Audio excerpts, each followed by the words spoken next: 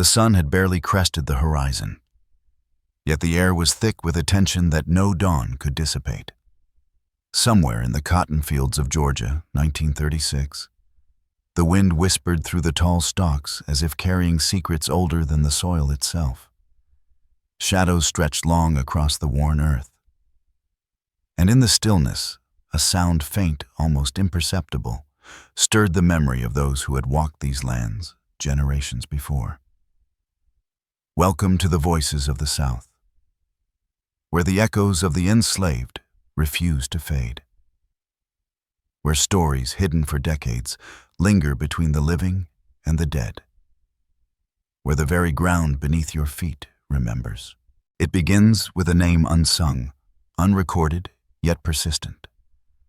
A woman known only as Clara, whose hands roughened by work in the sun once held the cotton that fueled a nation.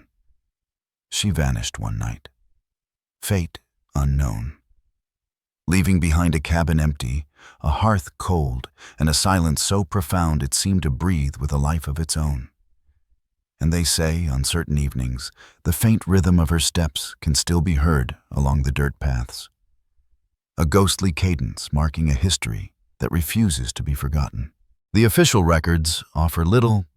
A brief note in the Freedmen's Bureau files, dated 1868, speaks of runaway slaves with fate unknown, yet these words feel inadequate, a mere shadow attempting to capture a life of depth of pain, of endurance. The inked letters on yellowed pages cannot convey the trembling of her lips as she whispered prayers into the night, the way the moonlight caught in her eyes, reflecting a hope that refused to die. And yet, in the whispers of the elders who survived, in the WPA narratives collected decades later, her story, or fragments of it, resurfaces. Children spoke of dreams where ancestors appeared warning them of coming storms, of disappearing neighbors, of fires that burned without smoke. Tales of shadowed figures walking silently through abandoned cabins, of phantom regiment movements during the war, soldiers marching in the mist.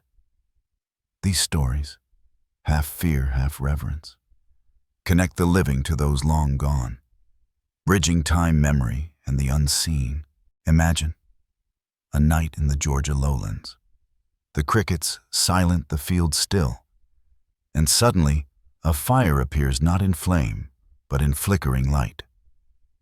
They called it the Ngonluama, the ghost fire, witnessed by a solitary tenant farmer returning late from his chores, and he swore as he peered through the gloom that the shadows of men and women once enslaved moved with purpose across the cotton, vanishing into the darkness before he could approach. Some say these apparitions were warnings. Others say they were echoes, residual memories imprinted on the land itself. And historians, even those armed with censuses, diaries, and newspaper clippings, cannot fully account for what those who saw them experienced. For each documented disappearance, each fate unknown, there are whispers of guidance, of protection, of curses, passed down through oral histories, through spirituals, sung softly in church pews, through lullabies that carried the weight of memory.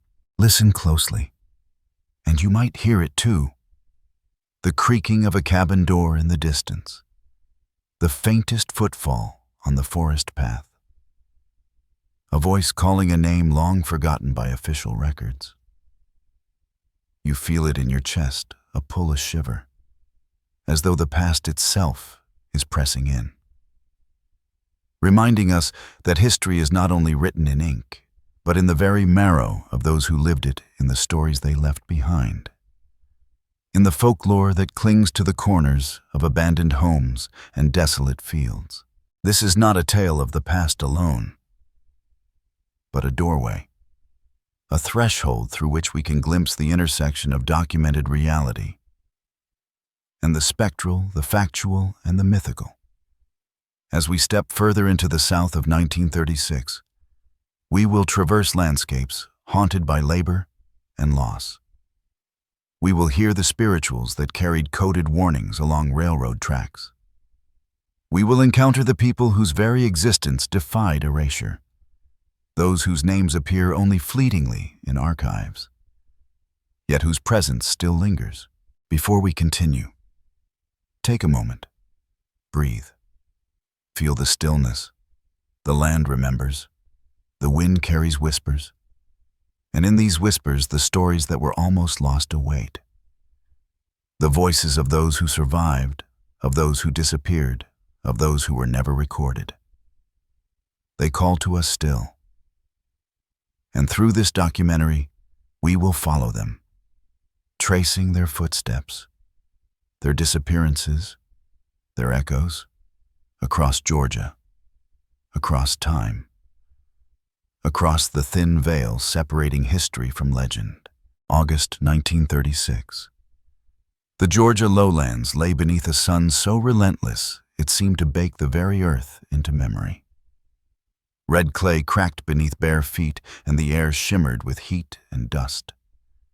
In Pine Creek, a small hamlet strung along a dirt road cabin stood, weathered, their wooden boards warped by decades of wind rain and generations of human toil.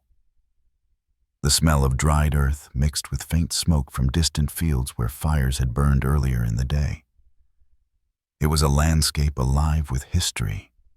Each fold of the terrain a repository of stories, each tree, each creek, each fence post, an unwitting witness to lives both endured and erased. The cotton fields stretched endlessly, their white stalks swaying in the afternoon breeze. But look closer. Notice the uneven rows, the patches where grass and weeds had overtaken the plants. Some swore these were the footprints of those who had vanished. The people whose names appeared briefly in Freedmen's Bureau ledgers, noted simply as fate unknown. Children running barefoot along the field paths sometimes stumbled upon forgotten tools, rusted hose, a bent plow, a fragment of a tin cup. Objects ordinary to the eye, yet steeped in memory. Relics of labor, of survival, of stories never officially recorded. The cabins themselves held their own history. Peeling paint, sagging porches, chimneys fractured by time.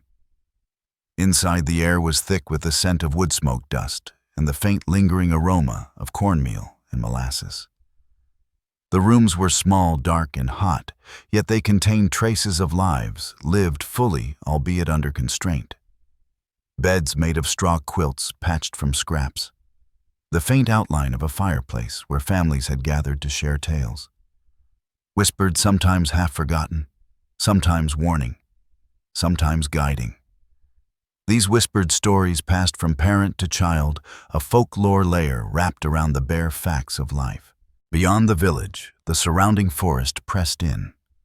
Pines and oaks stretched tall and close, their shadows lengthening as the sun dipped. The wind through the leaves could sound like footsteps, could sound like voices, children calling a mother, warning a husband disappearing into the dark. Locals swore that certain trees were sacred, that spirits of the enslaved lingered where they had fallen, where they had labored, where they had been bound. On moonless nights, one could almost see faint outlines moving among the trunks. Glimpses of figures not entirely solid, not entirely gone. And hear whispers in the rustle of leaves. The town's small general store acted as more than a place to buy supplies. Its shelves held tins, cloth nails, but also stories scrawled on scraps of paper. Letters sent north, names of relatives, notes about who had disappeared. The shopkeeper, an elderly man with eyes that seemed to know more than he revealed, would quietly glance at anyone who inquired too closely about the past. For he had heard the whispers, seen the shadows, and knew that certain knowledge came at a price. And then there were the sounds, the soundtrack of Pine Creek, the low hum of cicadas in the heat of the day, the creaking of shutters when the wind blew, the faint lap of water from the nearby creek. Every sound carried memory. Every silence spoke louder than words. At dusk, the soundscape shifted. Crickets took over, a lone dog barked at shadows unseen, and the distant church bell tolled. Signaling time, signaling prayer, signaling the continued presence of life that had survived against the weight of oppression. Even the weather seemed to participate in memory. Sudden thunderstorms rolled over the lowlands, rain hammering the earth, erasing footprints, but sometimes leaving strange impressions. Some elders said these were messages, premonitions, warnings from ancestors. Children would wake from nightmares of vanishing neighbors, of fires that burned without smoke only to see unusual marks in the mud, or hear footsteps where none should be. Scholars recorded some events, dismissed others, but those who lived them knew the land held stories that could not be erased by logic. The spiritual dimension was equally tangible. From the small church with peeling white paint, evening hymns echoed softly, carrying coded messages. Songs that spoke of freedom, of warning, of remembrance. The faithful understood that spirituals were more than music. They were communication. Messages woven into melody and rhythm, layered atop the facts of their lived experience. The cries, the warnings, the hope. As night fell, shadows deepened. The cabins appeared to lean closer to the earth, the trees stretched their long fingers over the roads, and the fields became an undulating sea of black and white shapes.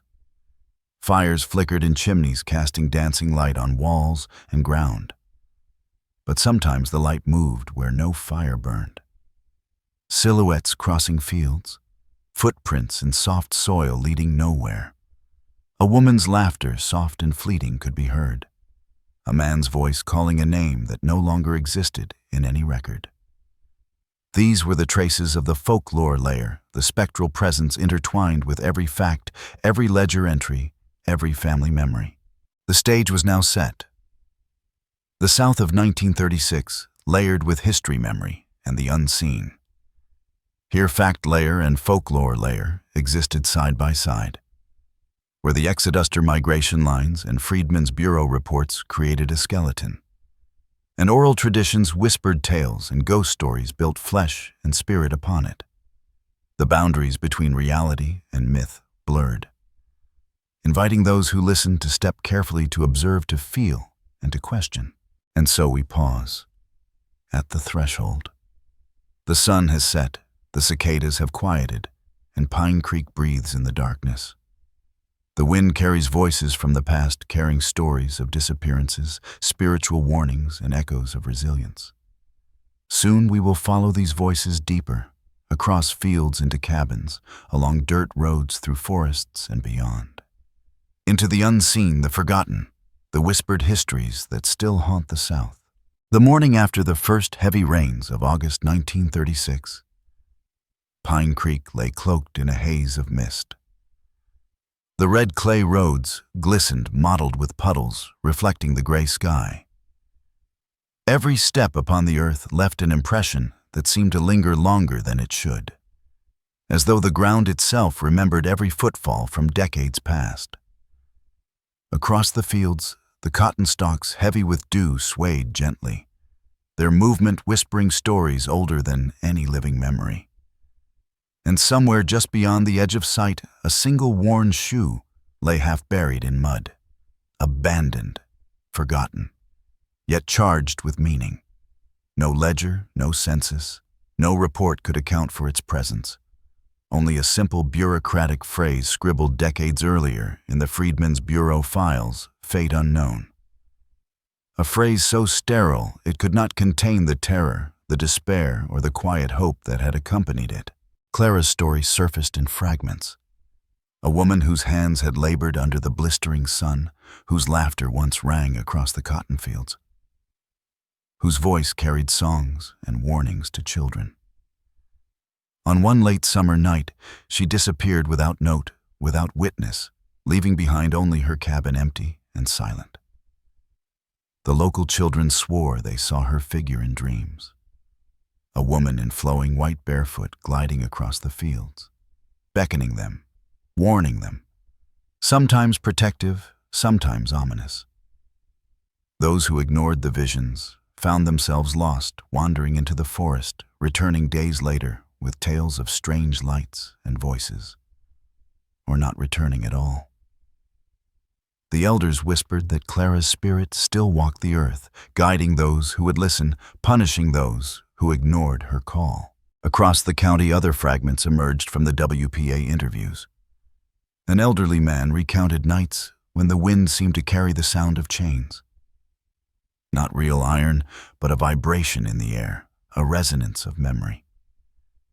He recalled standing at the edge of a field, seeing shadows of men and women bending, lifting, planting. And when he blinked, they were gone. Yet the footprints remained pressed into the soil, repeated patterns as if someone had performed a ritual. Historians would dismiss it as imagination. Yet the local families told of similar events. Livestock vanishing tools misplaced the soft, almost human sigh of air moving past an empty cabin.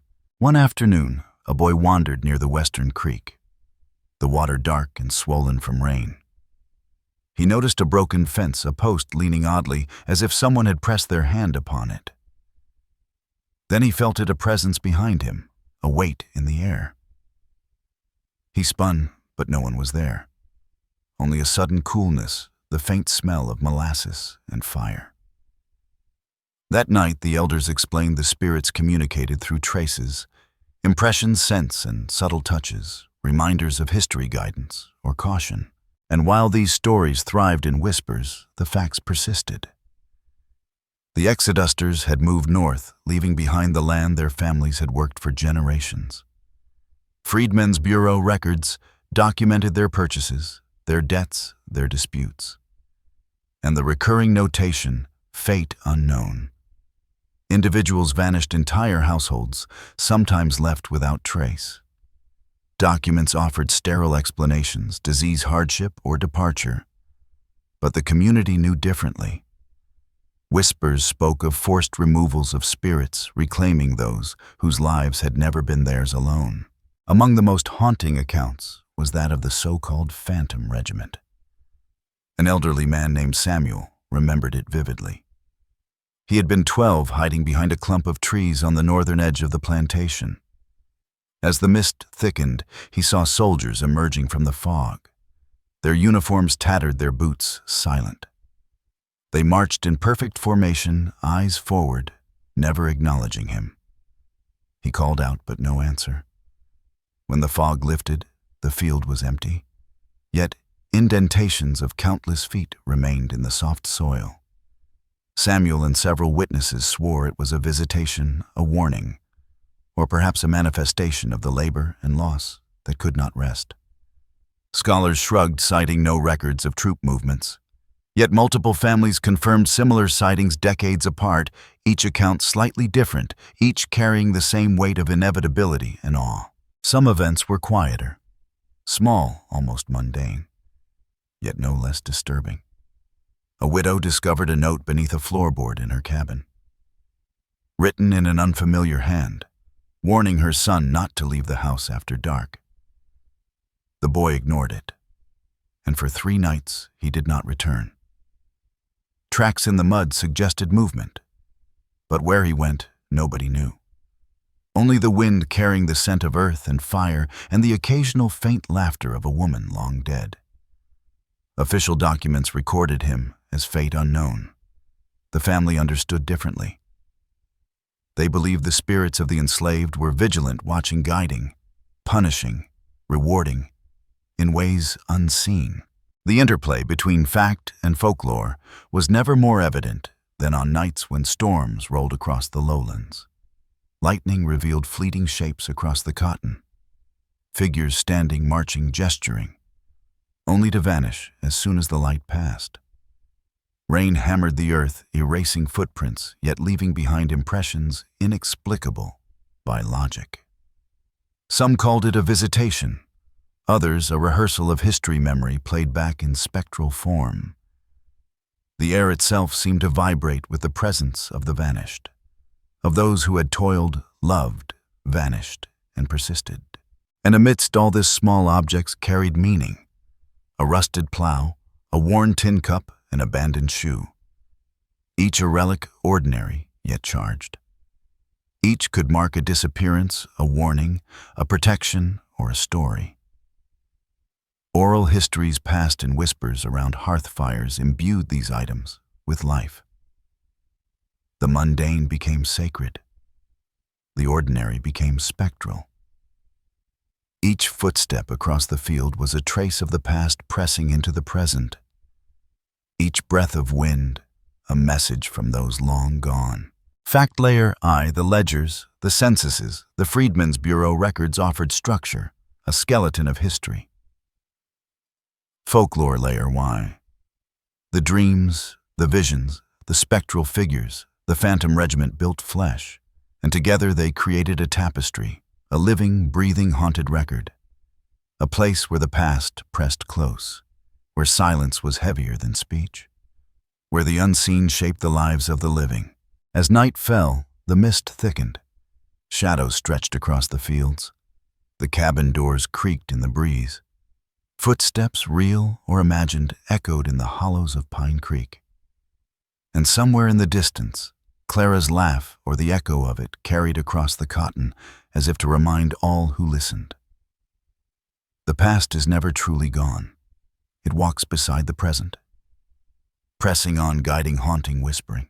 The night descended upon Pine Creek with a weight that pressed against the chest, humid and oppressive. The sun had long dipped behind the rolling lowlands, leaving a sky bruised with purples and grays. The cotton fields stretched endlessly, the white stalks bending under the soft summer breeze. Yet to those who lived here, nothing felt soft. Nothing felt ordinary. There was a pulse in the air, a subtle vibration almost imperceptible that hinted at presence of the living and of the ones long vanished. In the old cabin at the edge of the main road, the Watson family huddled together. Mother, father, and 3 children. The youngest clutching a tattered doll. The lantern flickered, casting shadows that danced across the wooden walls. Shadows that seemed almost to move independently. A sudden knock came at the door, 3 slow, deliberate raps. The father froze, sensing something beyond explanation. The mother whispered a prayer, holding her children close. And then a voice, soft, distant, almost carried on the wind itself, calling a name that had not been spoken aloud for decades. They dared not answer. The voice faded, leaving a lingering tension that felt heavy, almost tangible. Outside, faint footprints pressed into the wet clay, leading from the cabin to the forest edge, stopping abruptly, as though the visitor had vanished into nothingness. Meanwhile, near the creek that cut through the western fields, a group of teenagers dared each other to walk the path that locals avoided after dusk. The legend spoke of the ghost fire, a flickering light with no source, said to mark the resting places of those who had disappeared or to warn of dangers that could not be explained. As the group approached the bend, a pale, shifting glow began to appear through the mist, and then a figure emerged.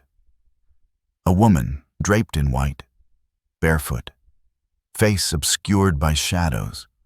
Her presence was weighty, commanding attention. The boy who led the group froze, staring, and as he screamed, the figure disappeared. Only the footprints remained, pressed into the muddy bank and then fading, leaving the group shaken silent. Further along the northern edge of the cotton fields, Samuel, now a grown man, haunted since childhood by the phantom regiment he had once seen, watched movement in the low fog. Shadows emerged, forming a line. Soldiers marching silently, boots not making a sound. He called out, his voice trembling, but they did not respond. The fog thickened. The shadows moved with precision. He could feel them brushing past him, the faintest pressure on his shoulder, guiding his steps without touch. By dawn, the field was empty, yet the soil bore the imprint of countless feet, the rhythm of their march preserved, as if the earth remembered each step. Multiple witnesses in later years reported similar sightings. The same spectral precision, the same silent discipline. Historians would dismiss it, but for those who saw it, the moment was unshakable, real, and terrifying. In the heart of the hamlet, a widow recounted a disappearance that had occurred just beyond the boundary of her cabin. Her youngest son, playing near the creek, vanished as the evening mist settled. She called, searched, prayed. Nothing. Only faint, irregular footprints in the mud vanishing into the forest. 3 nights later, he returned, eyes wide, silent. His demeanor had changed. He spoke not a word of what occurred. The neighbors, well versed in local lore, knew. The spirits had claimed him temporarily. Fate had intervened. Yet the ledger would record only fate unknown.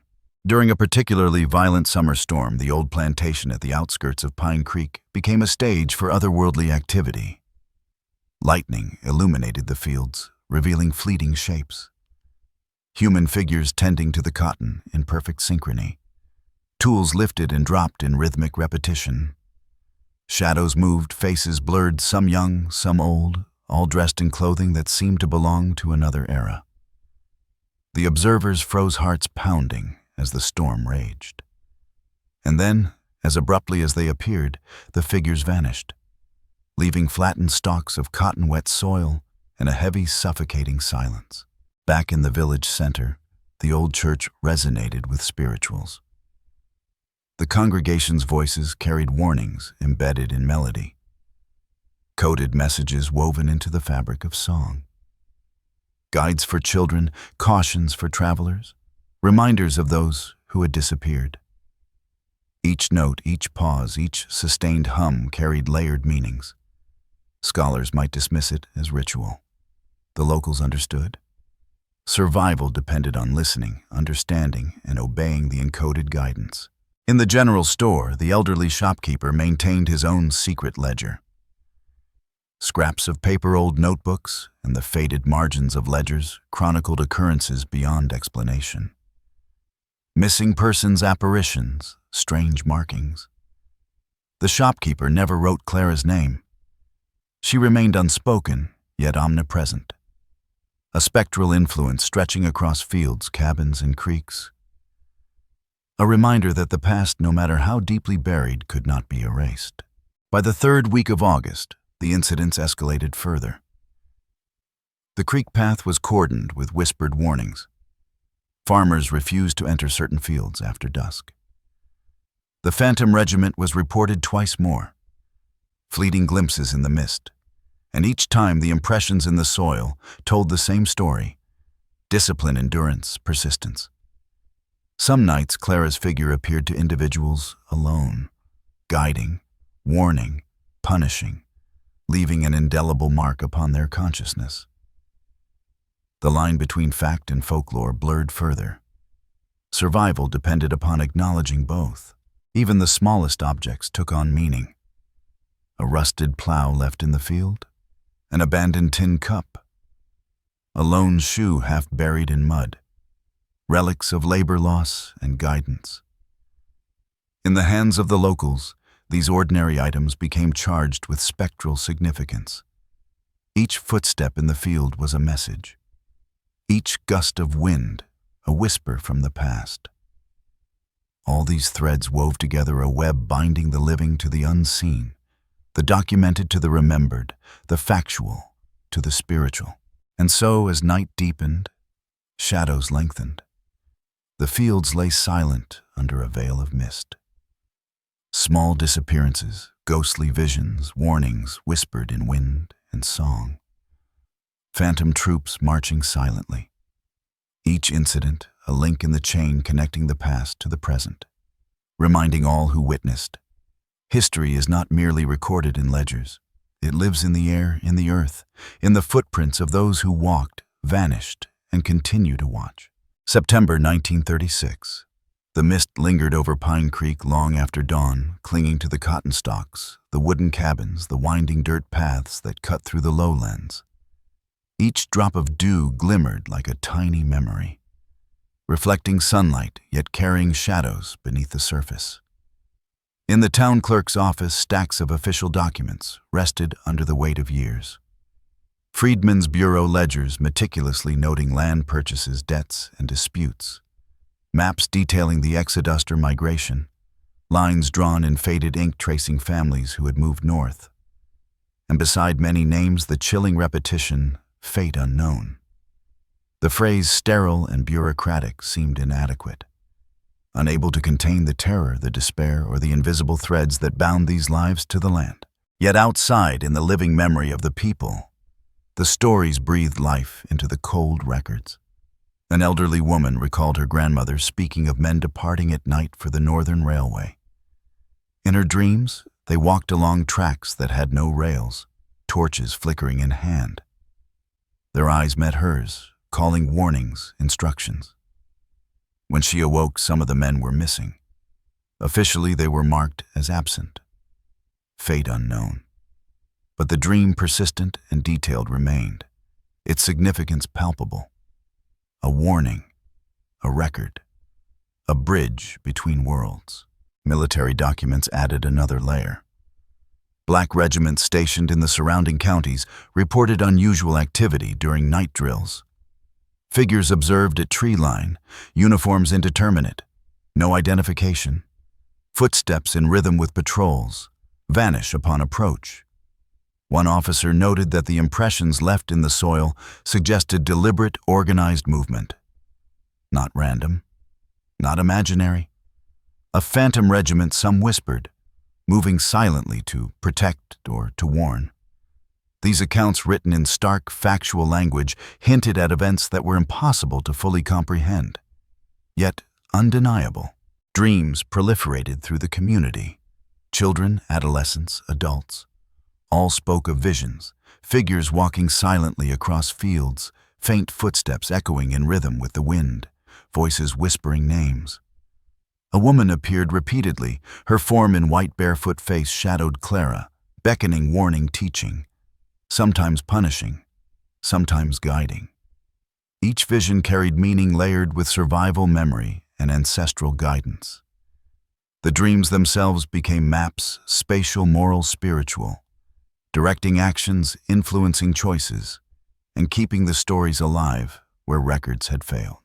Rituals embedded in homes and churches gave further weight to these experiences. Spirituals sung in small gatherings, hymns in the chapel. Each note, each pause, each sustained vibration encoded messages, instructions for children, directions for travelers, guidance for the vulnerable, warnings for those who had ignored signs in the past. The congregation understood these were not merely songs, but living memory, a protective system woven into music, a living archive. The land itself seemed to participate. One evening, after a sudden rain, flattened impressions appeared in the soil of a field abandoned for years. Footprints too uniform to be casual, arranged as if forming a path, a formation, a pattern. Those who witnessed it recognized the phantom regiment returning silently through time. Shadows moved through the mist. Figures were glimpsed, but never fully seen. The air carried faint whispers, commands, names, warnings, fleeting yet charged with meaning. Clara's presence was evident in the minutiae. A ribbon left fluttering in an abandoned cabin. A doll placed oddly on a porch. The faint outline of a figure in the corner of a room. In every case, her influence persisted. Guiding, warning, reminding. The past intertwined with the present. Every ledger entry, every map, every note marked fate unknown, found its counterpart in these living, breathing signs. The two layers, fact and folklore, could not exist independently. One informed, validated, and gave weight to the other. Incidents continued. At the creek path beyond the northern fields, children disappeared for hours. Returning changed, silent eyes wide with unspoken knowledge. Some spoke of shadows guiding them, others of whispers in the wind. Objects moved inexplicably, doors open or closed with no hand. Fires flickered in patterns that formed symbols on the ground. Messages, warnings, relics of ancestral memory, all converging into a palpable spectral reality. The stormy nights brought further evidence. Lightning illuminated figures in the fields, bending, lifting, moving tools in rhythm. Faces blurred, sometimes young, sometimes aged. Clothing of another time, another era. Observers froze, hearts pounding. Then, as the storm passed, the figures vanished. leaving flattened cotton footprints fading into the mud, a lingering sense of dread. A confirmation of the past persisting in the present, and the land retaining memory of every labor, every life, every disappearance. Fact Layer 2. The map's ledger's census records, military reports offered coordinates, dates, and measurable events. Folklore Layer 2. The dreams, visions, ghostly apparitions, spiritual rituals breathed life into those points. Together they formed a living tapestry, history intertwined with memory. The recorded and the spectral fused. The land, the fields, the cabins, even the wind and the rain, all became actors in the ongoing narrative. By the end of this period, the threads of disappearance, vision, and warning were intertwined. Flattened fields, residual footprints, whispered messages, spiritual songs. The community lived within these layers, reading signs in the mist, interpreting dreams, respecting relics, understanding that fact and folklore were inseparable, and that survival, memory, and continuity depended on honoring both. As night fell, the mist thickened over Pine Creek. Shadows stretched long, lights flickered. The cotton swayed with a life of its own. Footsteps, whispers, spectral soldiers. Clara in white ghost fires, dream warnings, all coalescing into a pattern, a rhythm, a pulse. The narrative of lives lost, of lives guided, of lives recorded imperfectly, yet persisting. Fact Layer 2 and Folklore. Layer 2 merged, forming a tapestry of the seen and unseen, the living and the vanished, the documented and the remembered, a history that refused to rest. October 1936. The fog rolled over Pine Creek like a living thing, thick and damp, curling around the cotton stalks, slithering into every cabin and along every dirt road. The air smelled of wet earth, decaying leaves, and the faint smoke of distant hearth fires. Every breath carried the weight of memory. Every step pressed into soil that remembered, footprints of those who had vanished decades ago pressed lightly, then disappeared as if the earth itself rejected the living. Samuel moved through the northern fields, lantern in hand, each step stirring the scent of wet cotton and clay. He traced the impressions left by the Phantom Regiment. Countless boots pressed into the mud, aligned with meticulous precision. He could feel the vibration of the land beneath his feet. A rhythm, a pulse. Something alive. Something aware. The mist thickened around him, curling into shapes. Shadows stretched unnaturally, forming figures. He could see them bending, marching, turning. The regiment moved silently, eyes forward. Faces obscured by mist.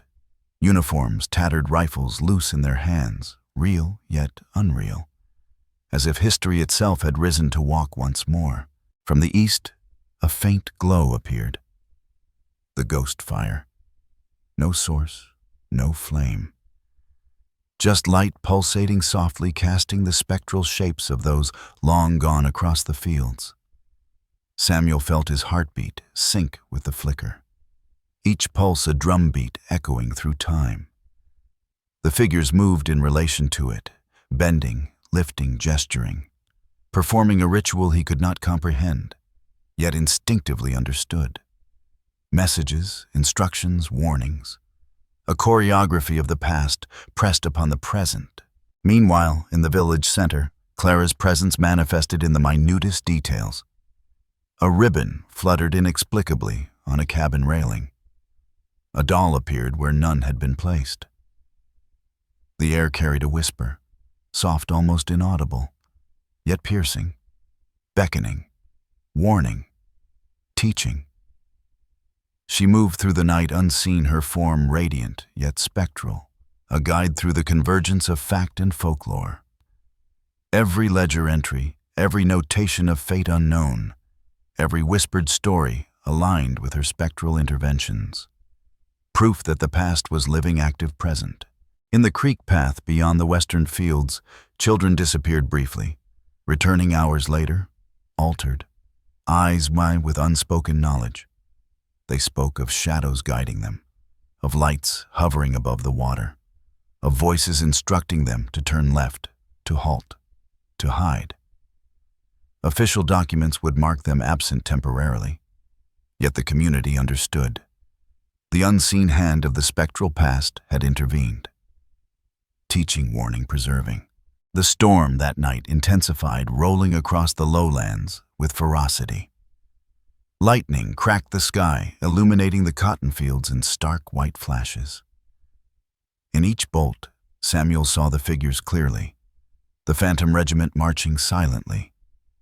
Clara standing at the front, robes flowing, beckoning him, guiding him. The ground beneath shimmered. Impressions of their march deepened, patterns precise and repeated. Each step, each motion a message encoded in the earth itself. The storm's roar carried whispers, names spoken aloud, instructions, repeated until understood. At the old cotton cabin, another layer unfolded. The Watson family huddled as shadows lengthened unnaturally on the walls. The wind rattled shutters. Footsteps echoed on the floorboards, distinct and rhythmic. Voices whispered names, warnings, fragments of messages. A spectral figure appeared in the corner, Clara, her eyes partially shadowed, beckoning. The father felt a cold brush along his shoulder, guiding him toward safety, toward understanding. The children trembled but recognized a pattern, a rhythm. The convergence of dreams, rituals, and reality. Across Pine Creek, similar phenomena occurred. Fields flattened, footprints aligned in formation. Ghost fires flickering in the mist. Spectral soldiers observed silently from the tree line. Doors opening, closing, or shifting without touch. Objects moving inexplicably. The air hummed with ancestral memory. A pulse that connected past, present, and the spectral. Fact, Layer 2. The ledger entries, maps of Exoduster migration census reports. WPA interviews combined with folklore, Layer 2. The visions, dream narratives, spiritual rituals, ghostly figures forming an intricate web, inseparable, undeniable, immersive. And then in the culmination, all threads converged. The northern fields, the creek path, the cabins, the ghost fire, the Phantom Regiment, Clara, all aligned in rhythm. The mist-thickened figures solidified for a fleeting heartbeat. Samuel, the children, the elders, all perceived the convergence simultaneously. The living, the spectral, the remembered, existing in one shared pulse. The land itself seemed to breathe, carrying the weight of labor loss guidance. The missing were present. The vanished were observing. The past pressed unrelenting, instructing, warning, guarding, punishing. The spirituals of this village was threading through the night air. Voices soft but insistent, weaving coded warnings into melody. The Phantom Regiment's movements matched the rhythm. Clara synchronized with the melody, her spectral form casting long shadows across the misted fields. Footsteps, whispers, flickers of light, all formed a crescendo of memory and warning. A peak of tension and revelation. The audience, if present, would feel the pulse of history pressing against the skin. A living archive of unseen guidance and spectral memory.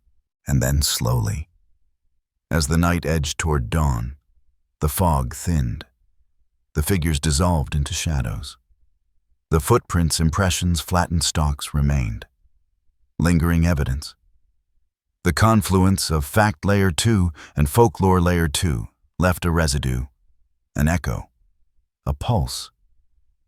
A knowledge that the story, though momentarily receding, was never complete. That the land, the people, the memories, would continue to whisper, to beckon, to haunt. History, folklore, spiritual memory. They were inseparable.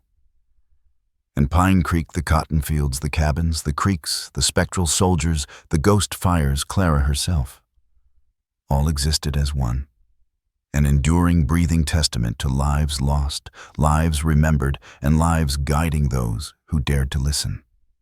The climax had passed, but its pulse remained, unbroken, persistent, haunting. October drifted lazily over Pine Creek. The first hints of autumn painting the cotton fields with muted shades of gold and green. Yet beneath this gentle light, the land retained the weight of the past. Mist clung stubbornly to the lowlands, curling around cabin rooftops, snaking through the crooked fences, wrapping itself around the gnarled roots of trees that had witnessed generations. Every inch of soil carried memory. Footprints, impressions, flattened stalks of cotton. Reminders of phantom soldiers, vanished children, ghost fires, and the spectral presence of Clara. The cabins were quiet now, yet alive with residual energy. The air thick with anticipation and the lingering chill of night's events. Children emerged cautiously, their eyes wide, speaking little of what they had experienced. The elders' faces lined with decades of knowledge and memory nodded knowingly. Some of the disappeared had returned. Some were silent. Some carried a weight and unspoken understanding of things beyond mortal comprehension. Official records noted little, yet the living felt everything. The pulse of history pressed into the present, teaching, warning, guiding. In the fields, the cotton stalks swayed gently, but their movement was haunted. Subtle shifts that mimicked unseen hands, remnants of labor, traces of presence. Samuel walked through the northern fields, noticing impressions in the soil where Phantom Regiment soldiers had marched. They had vanished with the dawn, yet the patterns remained, precise, deliberate, a message encoded in the earth. The ghost fire flickered faintly in memory.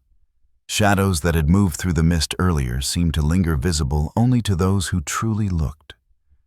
Clara's influence touched every corner, ribbons fluttering on fences, a doll left on a porch, small tokens carrying warnings, guidance, or lessons. The spirituals continued, softly from the chapel from scattered homes. Voices rose carrying melodies laden with meaning. Coded directions for children traveling at night. Warnings to those venturing too far into the forest, guidance for travelers along the creek path. Each note resonated with layers of memory and history. The songs themselves became archives, alive, breathing, alive with presence. Those who listened carefully could feel the threads linking the vanished to the living. Fact and folklore intertwined seamlessly. Beyond the town, in the fog-laden fields and the overgrown paths, the echoes persisted. Footprints appeared and faded objects shifted inexplicably. Doors creaked without touch. Whispers flowed through the wind. Names repeated softly, a rhythm in the night. Dreams carried over from previous nights continued to warn, to guide. Children and adults alike awoke with visions of past events, ghostly figures, phantom soldiers. All of it a reminder the past was not past. It walked alongside the living, pressing close, shaping behavior, demanding attention, instilling respect. Even the smallest details spoke volumes. A swing moved gently on a porch, though no wind stirred. A single chair tilted as if someone had just left. The faint scent of smoke and molasses lingered. A ribbon fluttered along the creek bank. These small signs, ordinary to an outsider, were heavy with meaning for those who understood. Traces of interactions between the spectral and the living. Reminders that memory, history, and the unseen converged to guide the present. The town itself seemed transformed, subtle yet permanent. Paths, once avoided after dusk, remained respected. Caretakers of the fields and cabins moved with a new awareness. Objects were treated with reverence. The ledger entries, maps, and reports documented what they could. But the lived experiences, the ghostly presences, the warnings whispered through dreams, spirituals, and visions, these persisted beyond any paper or ink. The people of Pine Creek had learned to read the land, to heed its signs, to live alongside history as both record and presence. And as the day progressed, the mist slowly lifting, sunlight spilling in fragmented beams across the cotton, the cabins, and the creek. Shadows shifted, elongated, stretched, fleeting glimpses of forms in peripheral vision. Perhaps Clara moving silently, watching, guiding. Perhaps the phantom regiment leaving patterns in soil that no eye could trace fully. The community remained aware, the unseen threaded into the fabric of everyday life. Nothing was forgotten, nothing truly vanished. The past pressed in persistent alive, demanding acknowledgement. The echoes reached beyond Pine Creek. Scholars and historians, decades later, pored over ledgers, WPA narratives, military reports, and migration maps, attempting to reconcile the documented with the whispered. Some conclusions drawn, many mysteries remained, names still absent, events defying logic, disappearances unexplained, the spectral, the folkloric, the historical, inseparable. The land retained memory, the stories persisted, the voices called, and so the town endured. Cotton swaying under October's wind, the creek carrying whispers along its banks, cabins still standing carrying energy of past nights, footprints fading but not gone, phantom soldiers marching silently, ghost fires flickering in memory. Clara guiding and warning. Life moved on. Yet it was forever touched, subtly altered, marked, aware of the thin veil between seen and unseen, past and present. For the listener tracing this story, the echoes linger still. What would you do walking these fields at night?